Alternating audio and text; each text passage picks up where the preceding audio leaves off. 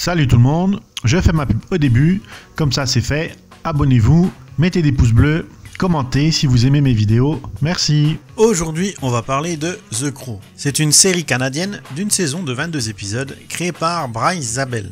Elle a été diffusée en France sur Cinestar 1 en février 1999, puis en avril 2000 sur M6. Elle est adaptée du film de 1994 réalisé par Alex Proyas avec Brandon Lee, qui est lui-même adapté du comics du même nom.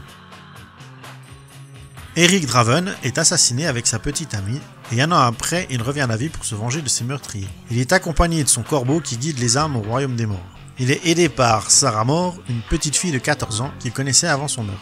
Et Shelly l'attend aux portes du royaume des morts pour y entrer avec lui. Eric Draven, joué par Mark Dacascos, c'était le guitariste d'un groupe de rock, les On-Game Joke. Un an après son assassinat, il ressuscite avec des pouvoirs. Il veut corriger les erreurs pour pouvoir retrouver Shelly dans l'au-delà. Daryl Albrecht, joué par Mark Gaume, est le flic qui enquête sur le meurtre de Shelly. Il pense que c'est Eric le coupable et il le surveille depuis qu'il est revenu en ville. Voilà pour les personnages principaux, je reste vague comme d'habitude. Je vous spoil pas les autres personnages, j'en ai déjà dit beaucoup rien qu'avec le pitch de l'histoire.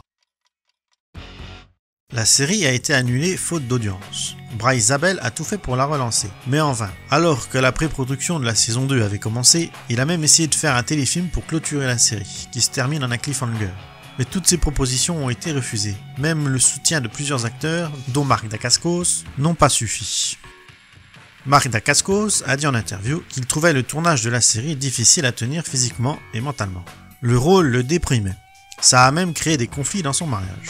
Le rôle était aussi dur à porter à cause de la mort de Brandon Lee. Il était même considéré comme maudit, mais on va pas s'étaler sur ça. La saison 2 devait raconter l'histoire d'Anna, la femme corbeau. Elle aurait aussi fait un lien entre les deux héros vengeurs.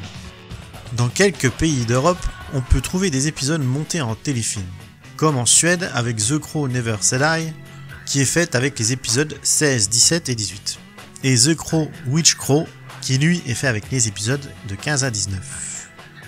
Lors du tournage de l'épisode 14, un grave accident est arrivé à un cascadeur, coûtant la vie à Mark Ackerstream. Il fut blessé à la tête par un débris de bateau expulsé par son explosion.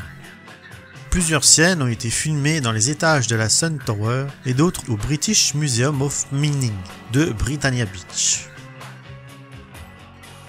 La série télé a été adaptée du film qui lui est adapté du comics, créé par James O'Barr en 1989. Il l'avait écrit à la suite de l'accident de voiture de sa compagne. C'était sa façon à lui de surmonter son décès. Mais le comics n'a pas eu un grand succès. C'est le film réalisé par Alex Proyas qui a créé le succès de la licence. Et aussi indirectement la mort de Brandon Lee, l'acteur principal du film, et fils de Bruce Lee. Et il y a très peu de différence entre l'histoire de la série et celle du film. Pour le deuxième film, The Crow, la Cité des Anges, réalisé par Tim Pop, est sorti en 1996, avec un Suisse en acteur principal, Vincent Perez. C'est toujours une histoire de vengeance, mais là c'est le père et son fils qui se font tuer dans les bas-fonds de Los Angeles. Ces deux films sont bien. J'ai d'ailleurs vu le deuxième en premier, mais après les films qui suivent sont de plus en plus nuls. Le troisième film, The Crow Salvation, réalisé par Baran Aluri, sorti en 2000 avec Eric Mabus dans le rôle principal. Là, le scénario est compliqué à souhait pour rien. Ce n'est plus une simple vengeance, mais une enquête d'Alex Corvis qui revient du royaume des morts pour prouver qu'il n'a pas tué sa femme et trouver le vrai coupable. Le dernier film, The Crow Wicked Player, réalisé par Lance Mungia en 2005, où The Crow est joué par Edward Furlong. Bon là, le scénario est bien plus simple que Salvation, mais il est bien plus nul. C'est Jimmy Curvo, un voyou qui se fait assassiner avec sa petite amie par le caïd du coin qui les a tués dans un rituel d'invocation de l'Antéchrist. Mais Jimmy revient à la vie pour se venger. Voilà pour les films. Épargnez-vous les deux derniers, vous ne manquerez rien. Il y a une autre série sortie en 2005, The Group Purgatoire. Elle est dispo sur YouTube en anglais. Je ne la connaissais pas, ce sont de mini-épisodes de quelques minutes. Il y en a 16 et ça ressemble plus à une fan-série qu'à autre chose. Si vous avez l'envie d'y regarder, je mettrai un lien en description. Et profitez-en pour nous donner votre avis. Moi, je passe mon tour. Un mot rapide sur le futur reboot en film qui devait sortir fin 2019 avec Jason Momoa, réalisé par Corinne Hardy. Il a été simplement annulé, car la prod et Sony n'ont pas réussi à se mettre d'accord sur un deal. Et vu que c'est Momoa et Hardy qui sont partis, je suppose que c'est une histoire de sous, du genre un cachet trop gros en vue du budget du film.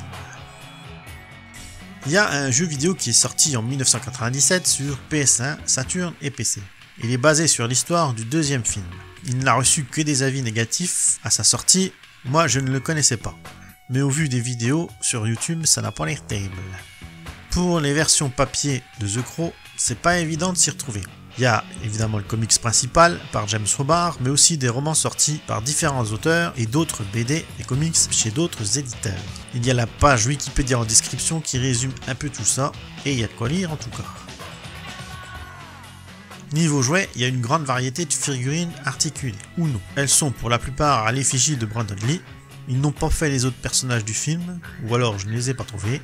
Il y a des cartes postales, des posters, des colliers, et d'autres babioles. Il y a un jeu de cartes à collectionner, et un jeu de plateau, qui a l'air pas trop mal.